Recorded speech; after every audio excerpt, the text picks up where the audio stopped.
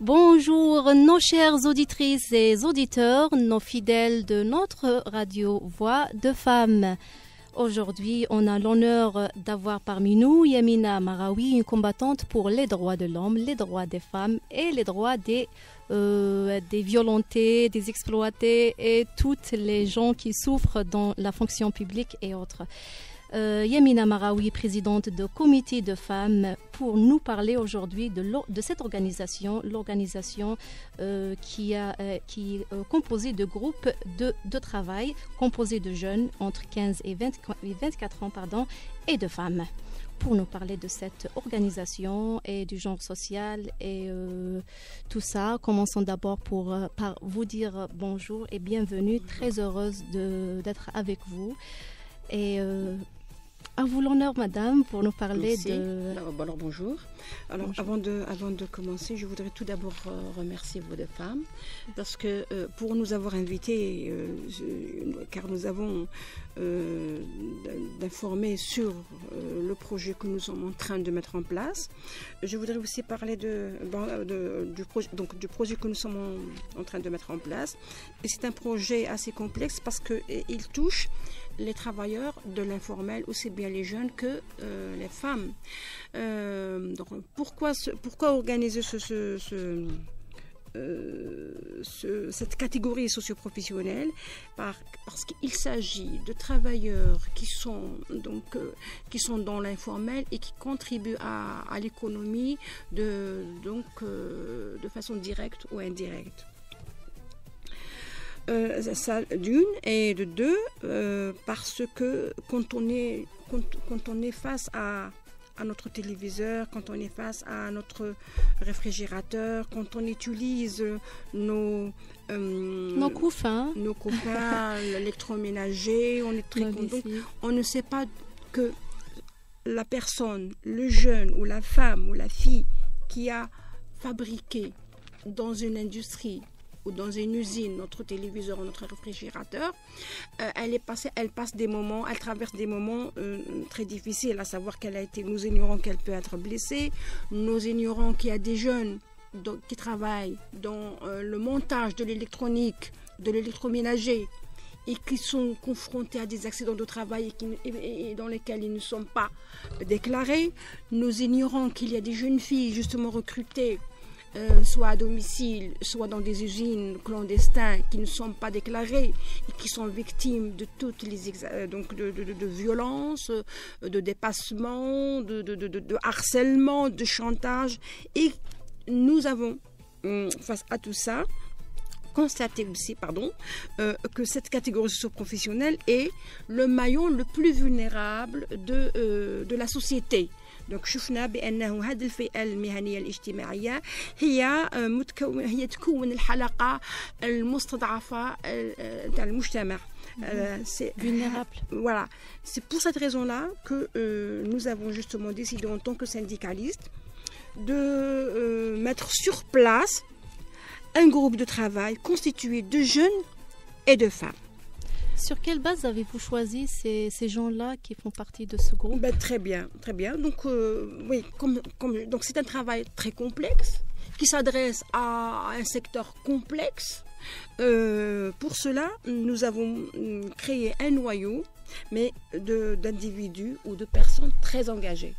Donc, c'est un noyau de militants.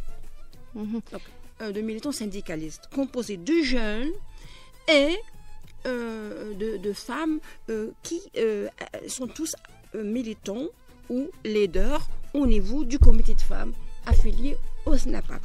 Ça d'une.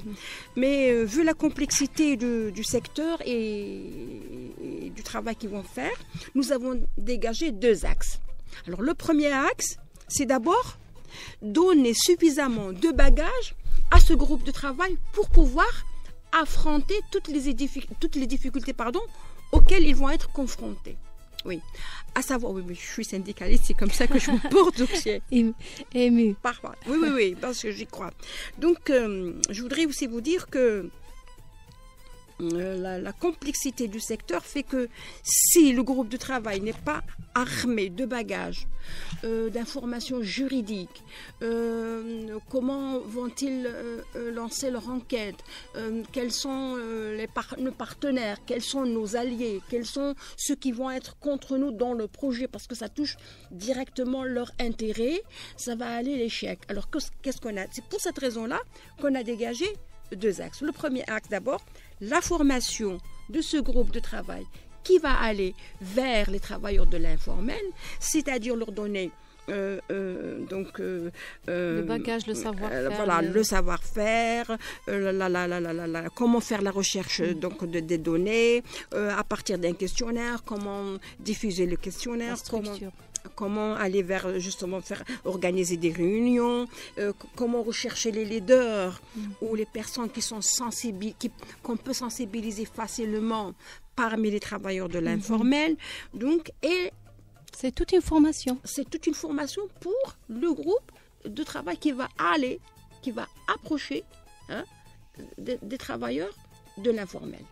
On peut pas on peut pas aller comme ça à l'aveuglette parce qu'il suffit pas d'être motivé. Il suffit pas d'avoir de bons sentiments, il suffit pas d'être motivé. Il faut s'informer sur le secteur, il faut s'informer des difficultés auxquelles on va être confronté.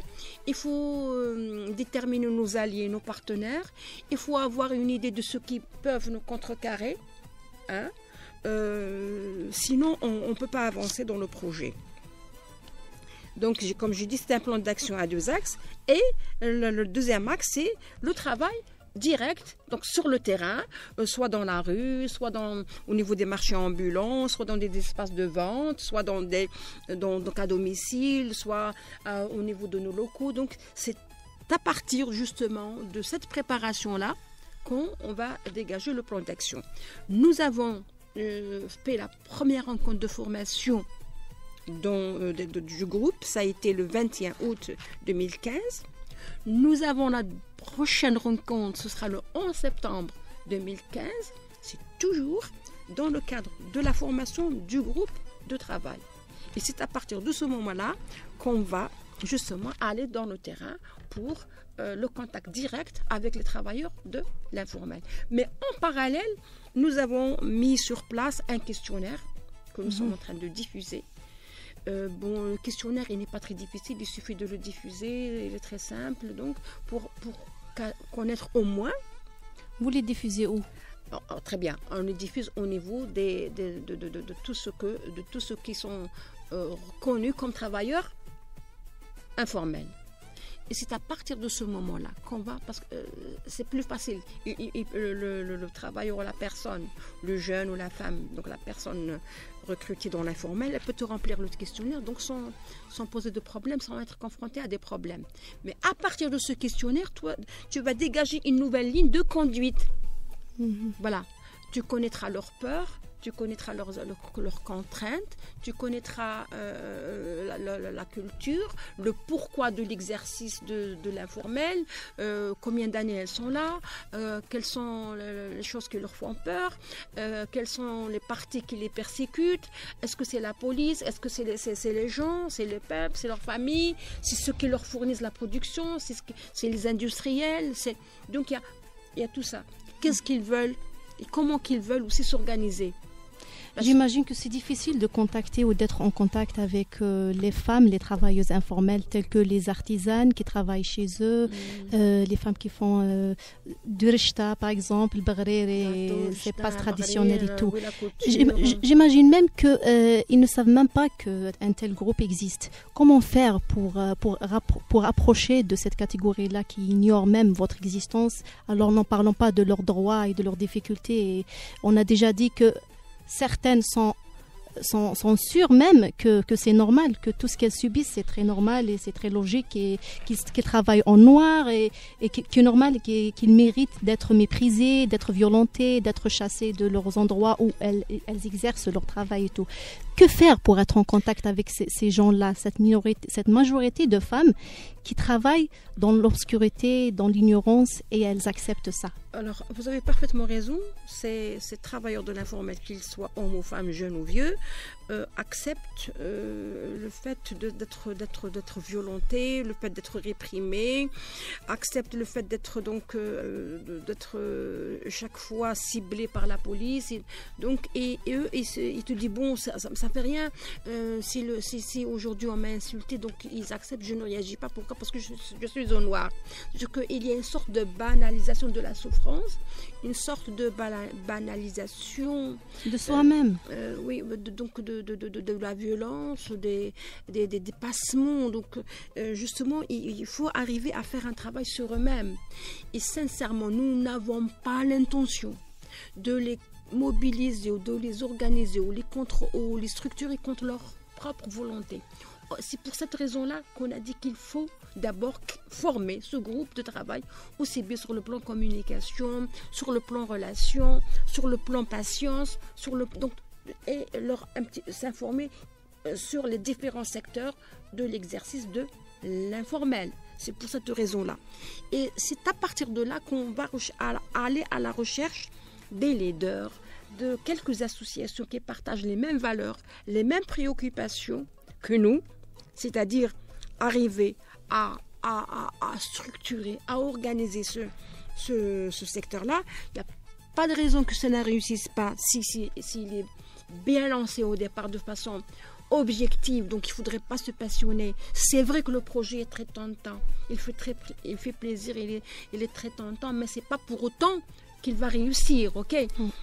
Mais il y a d'autres sociétés qui ont réussi avant nous. Donc elles sont ni plus ni moins intelligentes que nous. Bon, il a suffi de trouver la bonne démarche, la bonne méthode et l'opportunité. Bon, nous tenons compte de tout cela. Nous sommes très conscientes, très prudentes. On n'est pas du tout, donc c'est vrai, passionnés, on ne peut pas ne pas l'être. Bon, mais très prudente et très consciente de la complexité du secteur. Alors, mais tant qu'on apparaît, nous sommes, donc ça a été retenu, ça a été proposé, ça a été décidé que on ne va pas les structurer ni les organiser contre leur propre volonté. Alors, il faut faire un travail de longue haleine. Au niveau des travailleurs de l'informel eux-mêmes. Ce n'est pas vrai, donc c'est pas, on ne peut pas les classer à l'emporte-pièce. Ils ne sont pas tous identiques, 1 plus 1 plus 1 plus 1 égale 3. Vous allez les informer d'abord. On va les informer d'abord. Sûrement, il y aura des gens qui veulent les sensibiliser. Et d'abord, il faut arriver parce qu'on va créer des regroupements. On appelle ça des regroupements. Donc, il faut les aider à se réunir, à aller l'un vers l'autre, à apprendre à s'écouter, à écouter l'autre, leur dire, bon, voilà ce qu'il faudrait faire. Et vous n'êtes pas en train de rendre service. Donc, ce n'est pas le gouvernement qui est en train de vous rendre service. C'est vous qui allez lui rendre service parce que vous allez cotiser. Bon, maintenant, à la manière de cotisation, c'est vrai que moi, quand je dis on va faire cotiser les travailleurs de l'informel pour la sécurité sociale, parce que finalement, pour une femme qui fabrique, je parle trop vite, je vais essayer de parler un peu lentement pour que les auditeurs comprennent, parce que je suis venue au moins pour faire passer ce message-là, parce qu'une femme qui fabrique de la rechta ou des gâteaux, alors si elle est malade pendant une semaine ou 2 semaines, ses enfants meurent de faim. Si elle accouche, c'est 2 mois, 3 mois d'absence de revenus. Et alors qu'on peut parer à tout ça, parce qu'il y a des formes de cotisation solidaire ou de solidarité. Donc il faut les trouver. Et c'est eux qui vont rendre service au pouvoir, à l'État comme on dit, au gouvernement, parce que nos pouvoirs pour les larges masses citoyennes, c'est pas assez clair. Mais c'est les travailleurs de l'informel, une fois organisés, qui vont aider sur le plan économique le gouvernement. Aussi paradoxal que ça paraît, mais c'est la réalité. Pourquoi ? Parce qu'ils sont déjà en train de travailler. Ce n'est pas des demandeurs d'emploi. OK ? Alors, laissons-les tranquilles. Et il faut juste les aider à trouver des formes de cotisation pour la sécurité sociale. Ce sera peut-être donc, il y aura une tranche versée par eux-mêmes qui sera symbolique, 2%, 1%, 3%. Une autre tranche qui sera versée par les caisses sociales. Les caisses sociales, elles sont là. Et je pense que même les travailleurs, écoutez, moi comme fonctionnaire, je verse en plus de l'IRG, hein, d'accord? Je verse mensuellement 35% de mon salaire à la caisse de sécurité sociale. OK, plus 10% de mon salaire d'IRG. Ils vont dans les caisses publiques. C'est de l'argent. Donc on peut faire des prélèvements à partir de cela. Ce sont des prélèvements de solidarité. Je pense que les citoyens, le Kenya ils diront 12%, 3% pour l'informel. C'est pas ça qui va régler le problème. C'est pas ça qui va au contraire, ça va renflouer les caisses de la sécurité sociale. Parce qu'ils sont plus de 6 millions qui travaillent dans l'informel. Donc si on va y avoir la cotisation de 6 millions, donc ça va renflouer les caisses sociales. Qu'il s'agisse de CNAS, de retraite ou de sécurité sociale. Donc c'est vraiment pas colossal comme on dit, ok. Et d'autres pays ont réussi, la Tunisie a réussi, le Cameroun a réussi. Je cite les pays africains, je ne peux plus citer les pays occidentaux parce qu'on me dit, oh, écoute, toi tu es allé au-delà dedans. Alors je cite d'abord des voisins qui ont réussi à organiser l'informel. Pour ne pas dire que c'est impossible pour nous aussi de réussir. Donc non, il suffit de bonne volonté et il suffit aussi de faire un travail scientifique. D'abord dégager d'abord le groupe de travail engagé, convaincu, bien formé. Voilà, bien formé, qui a des bagages qui lui permettront d'aller vers ces travailleurs-là. Et je ne pense pas que les travailleurs de l'informel sont contre leurs propres intérêts. Il suffit vous savez, actuellement, on parle de plus en plus de l'éducation populaire. Et là, c'est bien fait, ok.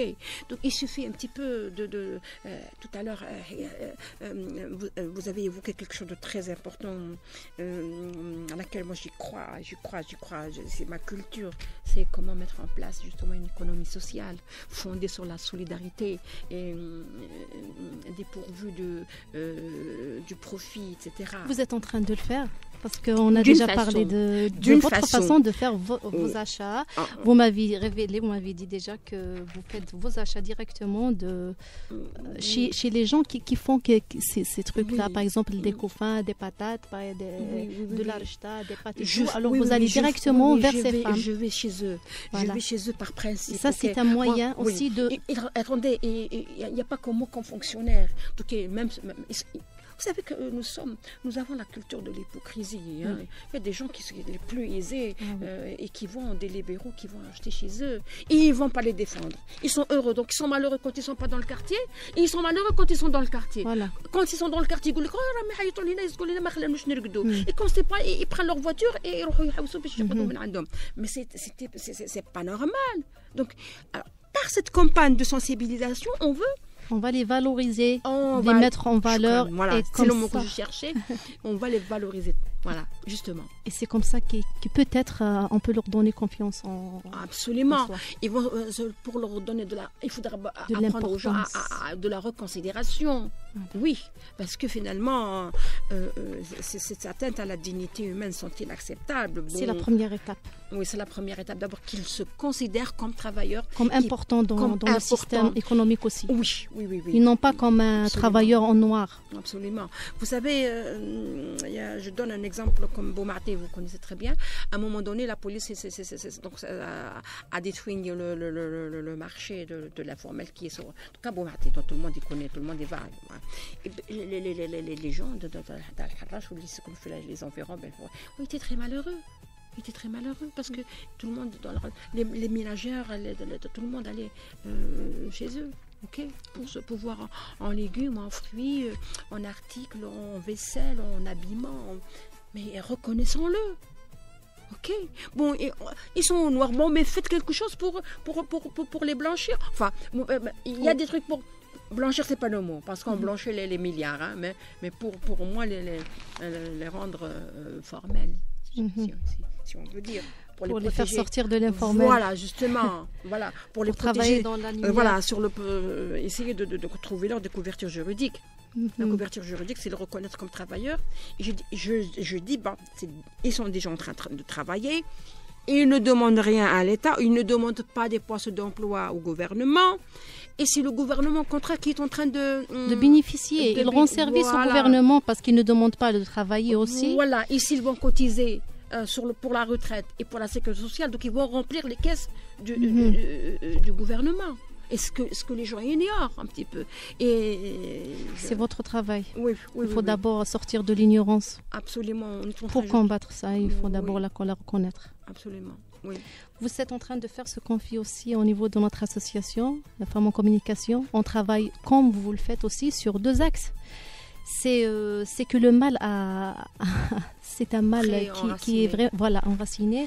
C'est que d'abord l'ennemi n'est pas clair, c'est pas un seul ennemi. Par exemple, dans votre cas et dans le nôtre aussi, c'est pas le système, mais c'est aussi la victime, parce qu'elle ignore aussi qu'elle est victime. Elle est entrée dans ce que j'appelle moi le système de la domestication. Elle est domestiquée, ça y est, c'est normal tout ce qui lui arrive.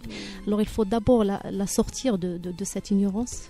Et ça, c'est pas une tâche qui est facile à faire. Et puis, nous comme comité de femmes, essayer de résoudre les problèmes vis-à-vis à l'État juridique aussi. On va parler de la loi. C'est dommage parce que si on aurait pu se rencontrer bien avant, parce qu'on a mené déjà un projet en direction des femmes marginalisées. Et croyez-moi, quand on a repensé, quand on a commencé, quand on a entamé le projet, on est parti avec l'idée qu'il faut aller vers les femmes marginalisées. Quand on est entré dedans le projet, on s'est dit, mais quelle est la femme qui n'est pas marginalisée ? Oui. Mais quelle est la femme qui n'est pas marginalisée ? Bon, les gens ne le pensent pas réellement, mais c'est dommage, à ce moment-là, on n'avait pas suffisamment de contacts. Elles sont vraiment marginalisées. Bon, on a vu des magistrats marginalisés, des cadres marginalisés. J'ai vu, donc j'ai en mémoire un cas d'Oran, donc c'est une femme architecte, ingénieure architecte, qui a fait 3 projets d'aménagement de centre d'ergonomie de CHU d'Oran. Elle a fait un aménagement de centre de maladies endocriniennes de CHU d'Oran. Et elle a fait un travail pour l'orphelinat de Boudens, je crois, à Oran. Donc elle a présenté 3 projets. Et les autorités donc d'Oran se sont appropriés le projet de la chercheure et ils ont eu de promotion. Un est devenu Wali, l'autre il est devenu DDS et ces gens-là ont développé un complexe d'infériorité par rapport à la fille. Alors qu'est-ce qu'ils l'ont fait ? Au lieu de la promouvoir, ils l'ont mutée dans un hôpital à Al-Morgan, à 35 km d'Oran. Ça, il y a un petit peu pour dire que ça, je l'ai en C'est le combat de femmes aussi. C'est le combat. Donc, nous menons aussi le combat de femmes. Mais je ne voudrais pas noyer je ne voudrais pas en parler. Quand il s'agit d'une femme travailleuse, c'est le combat d'une femme et le combat d'une travailleuse. Absolument. Oui. Alors, oui, c'est le combat d'une femme. C'est plus dur que le combat d'un travailleur, c'est tout. Et c'est pour ça simplement. que on a inscrit une campagne dans notre activité, une campagne de lutte contre la violence de la femme, malheureusement. Donc, je ne sais pas. Bon, je crois qu'à partir de ce moment-là, on va essayer de garder le contact. C'est pour ça que j'ai dit qu'on est en train de faire le même travail. On a les mêmes buts.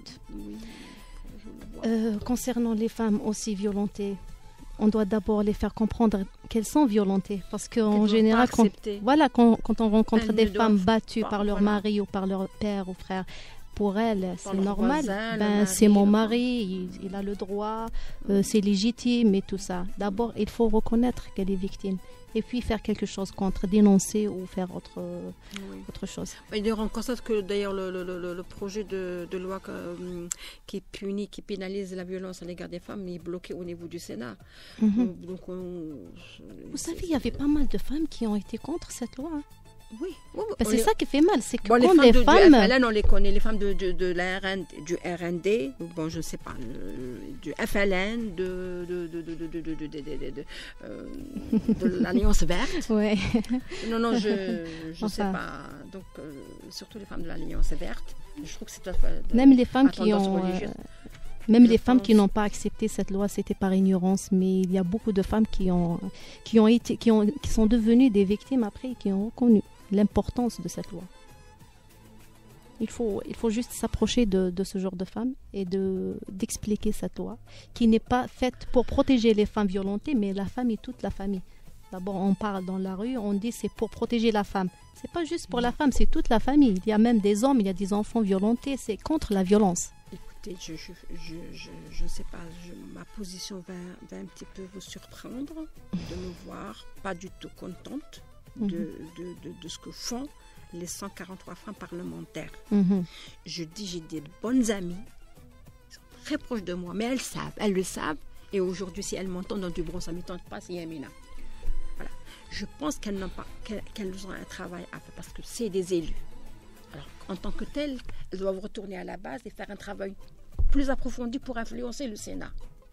Je pense qu'il y a une grande différence entre ce qu'on dit avant et quand on est sur la chaise du Parlement. Après, on rentre dans le système aussi de la domestication. C'est parfait. Ça. C'est comme ça. C'est vrai. C'est vrai, ça je le constate.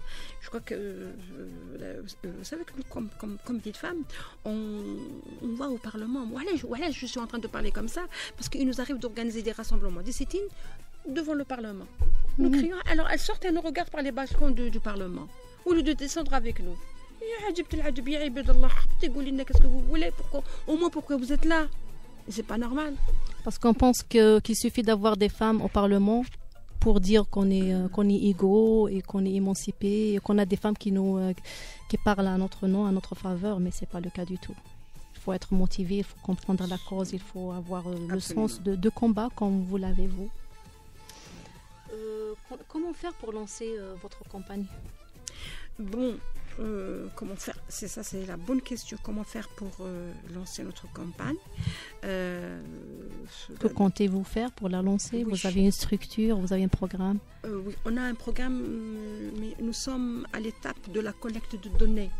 Bon, c'est vrai qu'on va s'appuyer, bon, comme toujours, sur la toile, sur le support que nous allons faire, des dépliants, des affiches, sur des communiqués. Donc, c'est comme ça qu'on compte lancer notre probablement. C'est encore à la préparation, ok. Nous sommes en train de collecter suffisamment de données pour pouvoir la lancer comme il faut, d'accord. Sur des affiches, sur des médias. Sur des médias, s'il y a des associations. Donc, nous sommes en train de organiser une rencontre avec les... vous comptez faire des collaborations avec des associations? Avec des associations qui ont la même préoccupation que nous, pour qu'on s'aide, pour voir au même, parce qu'il faudrait qu'on fasse un travail commun. Donc, rien ne sert de s'enfermer. Un réseau. Donc, voilà. C'est vrai que nous sommes initiateurs du projet. C'est vrai que parce que nous sommes un syndicat, bon, parce que nous avons plus de prérogatives, ok, en tant que syndicat. Nous avons des lieux de rencontre comme syndicat, ok. Vous faites partie d'un réseau associatif? Nous sommes sur un réseau donc international et maghrébin, arabe, international. Voilà. Mais au plan interne, on est en train de se rechercher, de chercher comment, parce que c'est pas évident et les gens n'ont pas la même préoccupation. Et il y a un environnement hostile à ce quand vous voulez changer, parce que nous visons quand même un changement pour aller vers plus de justice sociale. Voilà. Et c'est pour ça quand on veut changer, il y a toujours une certaine hostilité, ça c'est clair. Donc il y a une hostilité. Et ça change après. Très marquée, Nous sommes comme syndicat, donc le syndicat le plus diabolisé, parce que nous menons un combat sur le plan. Donc pour qu'on s'impose comme contre-pouvoir au pouvoir, et nous menons un autre combat de sensibilisation, d'instauration de la culture syndicale, de la culture de liberté d'expression. Surtout préserver la dignité. L'acceptation de l'autre. Nous sommes la tolérance. De la tolérance aussi. Alors voilà, ce sont nos... Vous menez un combat surtout pour la dignité, oui, surtout, pour sauvegarder la dignité de ceux qui travaillent dans l'informel. Absolument, parce que quand tu es dans la contrainte économique, donc tu es exposé aux marchandages, tu ne peux pas négocier certaines choses, donc tu es... Donc, tu es vulnérable, tu es exposé à des situations... Vraiment exploitées. Oui, tu es exploité tout simplement. Parce que quand je vois les femmes du filet social, ça c'est dans le public. C'est pour ça que je dis, alors, et qui perçoivent, moi je dis le piège social, qui perçoivent 3000 dinars, ya ibadallah. Est-ce qu'aujourd'hui, avec la dévalorisation du dinar, avec la chute effrénée du pouvoir d'achat, 3000 dinars. Peut-on accepter? Peut-on tolérer? Et moi, je ne sais pas, j'interpelle tout le monde, la société, les citoyens, ceux qui se déclarent comme citoyens, donc de se solidariser au moins sur le plan d'information, de dire que ce n'est pas normal, de dire oui, il faut changer, d'interpeller les décideurs. Donc, c'est pas normal. Des fois, quand on va dans une usine, par exemple, ou mahal, on trouve des marchandises qui sont moins chères qu'ailleurs. Pas vraiment des marchandises, par exemple des trucs fabriqués à la main, qui sont vraiment moins chers qu'ailleurs. Et les gens profitent. On achète, oui, mais on ne fait rien pour ces gens-là. Des fois, ils ne sont même pas déclarés. Est-ce que vous songez de faire quelque chose sur le plan juridique pour protéger cette catégorie-là, qui est exploitée par le propriétaire d'une usine ou d'un mahal ou quoi qu'on. Absolument. Vous savez, par moment, quand on ramène un objet d'artisanat, oh mais il est très joli, il est fait main, il est original, il est très beau, il est traditionnel, et c'est fait main. Ah non, il n'est pas industriel, c'est fait main. Mais sans demander ce qu'a exigé, ce qu'a demandé comme souffrance, l'endurance de la personne qui l'a créé. C'est une partie de cette personne qui... Vous savez, je ne sais pas, parce que quand on va par exemple à l'ouest, il y a plein de femmes qui travaillent dans la literie, confection des édredons. Alors في الوest يسموهم الحوفة, je ne sais pas comment. الحوفة, oui. Je ne sais pas comment on les appelle à Alger. الزرابة aussi. Voilà, الزرابة, الحوفة, الجلود. Alors tout ça, c'est fait dans des ateliers sordides, noirs, sans lumière. Vous verrez des femmes complètement ankylosées, des arthroses, des rhumatismes partout, parce qu'ils travaillent dans l'humidité, sans chauffage, sans éclairage. Parce que c'est... Voilà. Et ils sont revendus par une autre personne qui gagne 4, 5, 6 fois plus. 3, 4 fois, oui. Voilà. C'est pour ça que j'interpelle les citoyens, j'interpelle à tous ceux qui ne veulent pas que ça... Que faire sur le plan juridique pour les mettre en valeur et éviter cette exploitation? C'est vrai. Dans notre formation, on a inclus un point très important qui est le droit à la sécurité.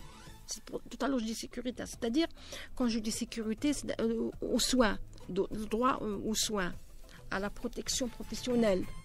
Oui, au moins, c'est arriver à avoir une consultation, à s'acheter des médicaments, à bénéficier du contrôle médical, de la médecine du travail. C'est tout ça, finalement. Mais nous, on va étape par étape, ok? Donc, c'est d'abord la sécurité dans le lieu de travail pour qu'il n'y ait pas d'accident. Comme j'ai dit, on n'a aucune statistique des accidents de travail dans l'informel. Oui. Et ça arrive, il y a plein d'accidents. Ceux qui fabriquent le parpaing, ceux qui chutent des échafaudages des bâtiments, qui meurent et qui sont extropiés à vie et qui sont amputés à vie, qui sont paralysés parce qu'ils ont fait une chute libre du 4e, 5e, 6e étage parce qu'ils ne sont pas déclarés. Vous savez que le patron leur donne 40 000 dinars, 50 000 dinars, هو مسكين موالف يسلك 8000 دينار alors qu'il مدلو 4 millions يحسب روحه مدلو 4 milliards. Mais c'est affreux. On n'a aucune idée des accidents de travail dans l'informel, dans ceux qui travaillent dans l'agriculture. Et puis te disent, mais aujourd'hui, mais comment tu les fais travailler? Mais c'est ça. Parce qu'ils ont pris conscience aujourd'hui.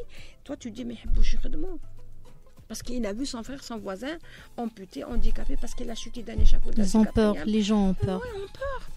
Ils n'ont plus confiance, ils ont peur de l'avenir, de demain. Il fait de la peinture et il rattrape une maladie liée à la peinture respiratoire ou la dermite. Il est handicapé à vie. Toi, tu continues tes investissements. Et lui, il est handicapé à vie. Il faut avoir des lois pour les protéger. Absolument. Bon, les risques professionnels, il y en a partout. Mais que faire pour les protéger quand il s'agit des gens qui vivent dans des endroits lointains, dans le Sahara, dans les montagnes et tout? Mais c'est vrai, c'est une très bonne Comment question. faire? Merci pour cela, parce que c'est surtout dans le bâtiment et dans l'agriculture. Les travailleurs de l'informel sont très isolés. Ils sont conclavés, ok? Donc c'est très difficile de faciliter le contact. Ils sont isolés. Alors, bon, il y en a un qui travaille peut-être à Al Al-Merja, l'autre il est à Al-Afroun, l'autre, ok, donc ça sont des régions agricoles, ok, et ils ne se rencontrent pas. Donc nous, on est en train d'utiliser cet aspect-là, l'aspect isolement, il est inclus dans la formation de notre groupe pour pouvoir justement arriver c'est un travail de longue haleine. Vous comptez faire par exemple, avoir des bureaux dans des régions lointaines ou... Non. Il faut faire une campagne dans ces zones-là. Le travail, c'est d'abord arriver à faire des regroupements de travailleurs informels. Si on n'est pas arrivé à l'étape, parce que c'est un processus, on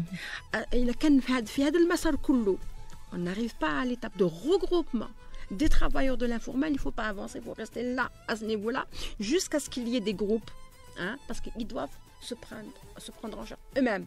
On ne peut pas les organiser contre eux. On ne peut pas les sauver contre eux. On ne peut... Non. Tout à l'heure, il faut aider les femmes à ne plus accepter cette chose qu'elles considèrent comme naturelle. Et il faut faire du travail. C'est un travail il faut qu'ils arrivent à faire un travail sur eux-mêmes. Voilà. Pour changer cette attitude, pour changer la vision, c'est pas facile. C'est à partir de ce moment-là que... Je pense que c'est le plus important. C'est le plus important. Si on arrive au regroupement, ça marchera très bien. Voilà. Donc il faut pas accepter. Il faut pas aller comme des chercheurs, des experts de non, il faut être simple pour s'approcher de... Très simple, très humble. Vous pouvez le faire même dans les marchés. Oui. Quand vous allez au marché à acheter quelque chose, de la rechta ou du couscous ou de couscous ou quoi, on peut par exemple échanger, avoir des... Oui. On peut parler avec la femme. Qui manque pas, voilà. On commence à parler avec la femme. D'abord que nous, il faudrait qu'on soit sincère. Alors nous ne sommes pas des sauveurs. Nous sommes des simples syndicalistes travailleurs avec toutes les difficultés. Il ne faut pas tricher, nous n'avons pas la baguette magique. On ne peut pas faire le travail sans les travailleurs de l'informel eux-mêmes. Il faut être sincère, il faut être suffisamment informé, il faut connaître les difficultés, il faut connaître nos partenaires, nos alliés, il faut connaître ceux qui ne nous suivent pas, qui ne sont pas d'accord avec nous. Donc il faut aller donc de façon scientifique. C'est à ce moment-là qu'on va... Justement, avec ceux qui ne sont pas d'accord avec vous, quelle est votre structure? Pour ceux qui sont avec vous, peut-être ça sera une collaboration. Oui. Et pour les autres, c'est quoi? Écoutez, il y a deux sortes de gens ou de personnes ou de partis qui vont être contre nous. Ceux qui ont des intérêts directs ou indirects et ceux qui sont peu informés. Alors, pour ceux qui sont peu informés ou mal informés, on va essayer de les informer. Voilà. D'accord. Alors, pour ceux qui sont contre nous, parce que ça touche des intérêts, les exploiteurs. Là, c'est arrivé justement à faire un travail. C'est à partir de la création des textes juridiques. Alors, on va confronter avec la réalité. Donc, c'est l'application de la loi. Je pense que c'est comme ça. Nous sommes très ambitieuses et puis nous y croyons. Nous sommes convaincus que ça doit changer. Nous voulons que ça change. Il n'y a pas de raison parce que c'est pas possible quand tu es animé quand tu es un groupe de travail qui est animé d'une volonté et qui ressent l'injustice. Donc, je pense que ça va nous aider dans notre plan d'action. C'est un plan d'action qui est très riche. Je vous souhaite la réussite. C'est une réussite pour nous aussi. On a les mêmes buts, les mêmes principes, les mêmes défis en tant que femme. Et ça sera une réussite surtout pour la femme qui ignore tout autour d'elle. Des fois, elle est exploitée même par le mari parce qu'elle fait tout à la maison. C'est elle qui fait nourrir la famille, mais c'est le mari qui fait vendre la marchandise, qui gagne des fois, elle n'a aucun sou de ce qu'elle a fait. L'essentiel pour elle, c'est de faire nourrir sa famille, c'est tout. Elle est aussi ignorée au sein de la famille avant d'être ignorée par le système économique. Oui, oui, oui. J'ai vu combien de chefs de famille, comme ils disent, bon, pour moi, chef de famille, ça peut être une famille, un homme ou un homme. Eux, ils disent, bon, combien de maris vendre les produits faits par sa femme sans l'aider à la maison. C'est pas normal. Il est tout fier, donc en train de caresser sa moustache. Voilà. Et de vendre sur le marché des hommes tout ce que la femme a fabriqué, produit, au prix de souffrance, de sacrifice, et elle a en plus de ça tout le travail domestique. Cette femme, elle est très simple. L'élevage, oui. L'élevage, élever les tissage, donc l'argile, tout, elle fait tout. L'apiculture, le tissage, donc la couture souvent, le tricot, parce que ça, cette femme n'a aucun intérêt, elle ne cherche pas à des intérêts économiques pour elle, elle est satisfaite. Voilà. Le bonheur de la famille, c'est tout. Mais elle est exploitée quand même. Et elle est ignorée. Il faut faire justement, c'est dans ce contexte-là, c'est dans ce cadre-là. C'est ainsi qu'il faut d'abord dépassionner le débat. Vous savez, madame, on est en train de le faire au niveau de notre association. On a un réseau qui s'appelle réseau Resart. On fait des caravanes dans le sud. On est en contact avec des femmes artisans qui font le tissage, l'élevage, beaucoup de choses. Oui, c'est pour ça que j'ai dit, on doit travailler ensemble. Hein. J'espère bien. En tout cas, on a les mêmes perspectives. J'espère bien. Bon, moi j'ai... il m'arrive de rencontrer la Harash, je ne sais pas si vous travaillez avec elle. Bien sûr, c'est la présidente de notre association. Très bien, donc elle est très sensible aux problèmes des femmes. Il m'est arrivé on s'est rencontrés, je crois qu'au mois de mars 2013.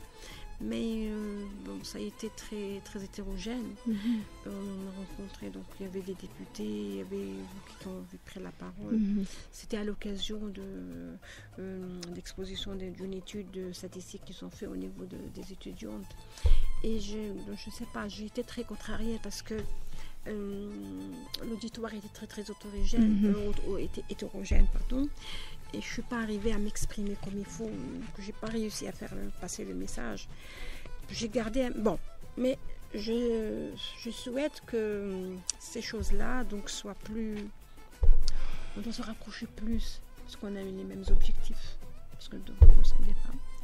Et puis, quoi que nous ne sommes pas très... Donc, nous ne sommes pas contre les hommes. Non, pas contre les hommes. Il y a même des hommes exploités, des hommes vulnérables. Absolument. D'ailleurs, dans le groupe de travail, il y a des jeunes. Bon, c'est déjà parce que, comme j'ai dit, 88% des exploités sont recrutés parmi la tranche d'âge de 15 à 24 ans. Donc, c'est beaucoup plus des jeunes. C'est pour ça qu'il y a des jeunes avec nous. Il y a le travail précoce aussi. Aussi le travail des enfants. La place de l'enfant, pour nous, elle est à l'école. Elle n'est pas... Ou elle est dans un centre de formation professionnelle, mais elle n'est pas dans l'informel, elle n'est pas là où... Donc, il est déjà confronté à des problèmes alors que physiquement, il ne peut pas les affronter. Qu'avez-vous à dire à la femme algérienne, à la femme exploitée, à la femme qui travaille dans le noir, comme on le dit entre parenthèses? Il faut changer, travailler dans le noir. Hein. Oui, je crois que j'appelle à la solidarité. Je pense qu'il y a des femmes où j'appelle à la solidarité tout le monde, tous les citoyens, aussi bien les hommes que les femmes. Je dis que souvent on n'aide pas ou on ne réagit pas par manque d'information, parce que les contraintes de la vie sont telles qu'aujourd'hui une journée ne suffit pas pour souvent les gens sont là par méconnaissance, par manque de renseignements, par manque d'information. Donc c'est pas du tout la mauvaise volonté. Je voudrais qu'aujourd'hui que les gens s'interrogent sur eux-mêmes pour justement aller vers l'autre aussi. Aller vers l'autre, oui. On commence par travailler sur nous-mêmes. Oui. Et on peut pas tolérer. On ne peut pas continuer à bénéficier justement de tout ce que nous avons comme produits électroménagers, comme produits agricoles, comme services comme consommation, comme produits de consommation, sans penser à d'où ils sont venus. Voilà, j'allais dire. Voilà, j'allais dire. Il faut arriver. Vous savez que l'an passé, il y a la grande multinationale Yves Rocher a été boycottée. Donc les Européens, parce qu'ils ont exploité des femmes, dans les usines de fabrication de la cosmétique, des produits de beauté, des rochers. Eh ben, les Européens qui ont boycotté, qui ont refusé d'acheter tout ce qui est rocher pendant une année. Ils étaient obligés de changer leurs attitudes et d'être plus tolérants et plus justes. Donc il y a eu encore, plus souvent, en Europe, quand il y a une firme qui exploite les travailleurs ou les ouvriers, il y a une réaction de la société civile tout de suite. Oui. Bon, on boycotte le produit. Ben, ça peut arriver chez nous. Ben, si Civital boycotte les produits, les ouvriers ne les déclarent pas, ben, on va boycotter les produits label. On n'achète pas. Si demain, je ne sais pas, celui qui fabrique le bakat, non. Ballat. Voilà, on le boycotte. Bon, non, je donne des noms, je ne sais pas. C'est juste des exemples. C'est des exemples. Hein. Je pense qu'ils vont dire, tiens, non, je n'ai pas envie de les avoir sur le dos. C'est une publicité gratuite. Ils doivent nous payer pour ça. Très bien. Donc, je dis que ce sont des trucs qui ont été... Aujourd'hui, on peut... Ça, c'est une forme de solidarité active. Peut-être que les gens ne se rendent pas compte, mais il suffit d'une journée. Peut-être, écoutez, si on n'achète pas pendant une journée ou 2 journées les produits, tout le monde, ça va être ressenti. Alors, c'est des camions qui ne vont pas aller dans les dépôts et qui ne vont pas, c'est tout. Pour ça, il faut se libérer de l'égoïsme. Voilà, donc il faut se libérer voilà. Comment que la société peut aider? Bon, tiens, si aujourd'hui, telle usine, je ne donne pas le nom, ne paye pas les travailleurs à temps, ne déclare pas les travailleurs, elle n'assure pas les conditions de travail, donc il faut boycotter tout simplement les produits. Pendant 2-3 jours, bon, il va y avoir une réaction immédiate. Et c'est comme ça qu'il faut...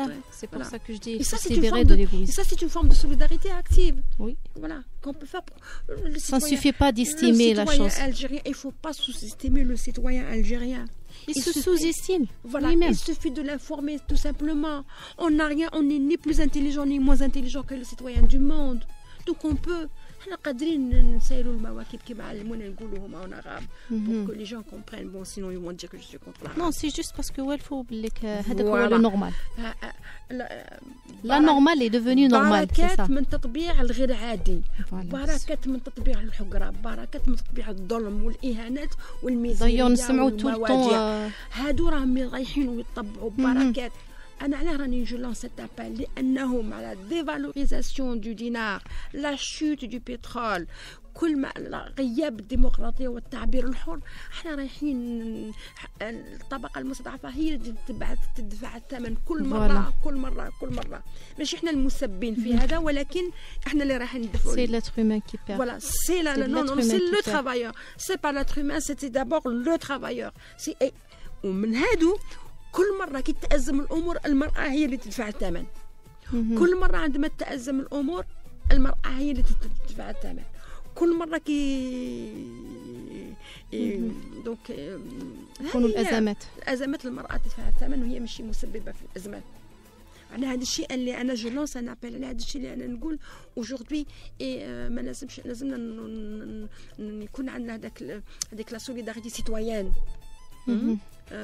La citoyenneté, il faut avoir le sens de la citoyenneté. Absolument. وهو رفض الظلم، رفض الإهانة بالإنسانية ولا بالبشرية حيث كان. Il faut pas normaliser. Il faut pas normaliser les parce qu'à chaque fois يقول لك non, on est en Algérie normal, il faut pas le dire. Il faut pas normaliser الحقرة, il faut pas normaliser الظلم, il faut pas normaliser le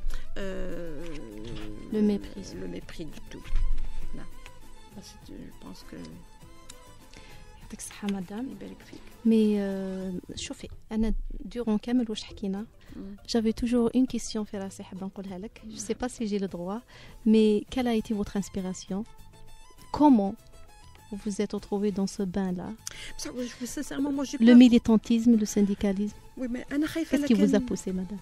J'ai peur de noyer le thème pour lequel je suis venue, qui est la structuration, l'organisation de l'informel. Je suis venue عرفنا كلش على le thème. حبيت نعرف منين جاتك هذه. Je suis une simple militante, donc j'ai pris conscience dans les comités des étudiants de la révolution agraire. انا من جيل ثوره زراعيه، لربما كاين الناس اللي من جيلي تتبسم ولا ربما ترجع لهم الحنين ومن جيلي والشباب لربما ما يقدروش يشوفوا هذه المرحله، وين كانوا الطلبه وليليسيان والطلبه كلهم في 3 شهور تاع العطله ما يروحوش الاستجمام ولا يروحوا يمضوها في الجبال، في الحقول، في المزارع، في جنب الفلاحين، حيث كنا نقسموا معاهم معيشتهم، نقسموا معاهم نشاط الفلاحي، نحصدوا معاهم، نديروا كل ما يخص الفلاحة نقوموا به. وكنت شفت بأن هذه الفئة منتجة ولكن أفقر فئة اللي يتسبب في الخيرات وفي الترفيه الآخرين تاع البلاد. أيوة، هذا خلاني ما نتقبلش، وخلاني على كل حال التكوين الأول والتحسيس الأول كان من هذه الفترة، وهو الممارسة في التطوع في القطاع الفلاحي. أنت ما قلتي I have dream كما قال مارتا. J'ai un rêve. Oui, il ne m'abandonne. Oui, j'ai ce rêve. Moi, je continue à rêver. Si on ça rêve commence pas, toujours par un rêve. Oui. Si on rêve pas, ça commence. Il faut l'arroser. Oui, je pense que c'est comme ça. Je vous remercie beaucoup. On est vraiment fiers de vous en tant que femme, de militante et de combattante. Merci. Pour le bien de l'autre. On essaie de faire de notre mieux. Moi, je trouve que c'est tout à fait normal. C'est se taire qui n'est pas normal. C'est ne pas réagir qui n'est pas normal. Voilà. Bonne continuation. Merci bien. Nous arrivons au terme de cette édition. C'était avec nous aujourd'hui Madame Maraoui. Maraoui Yamina. Je vous remercie encore pour votre invitation, pour nous saluer. L'honneur est partagé, le plaisir est partagé. Et j'étais très heureuse d'être avec vous. Et j'étais très heureuse d'être avec vous aussi, nos chères auditrices et auditeurs.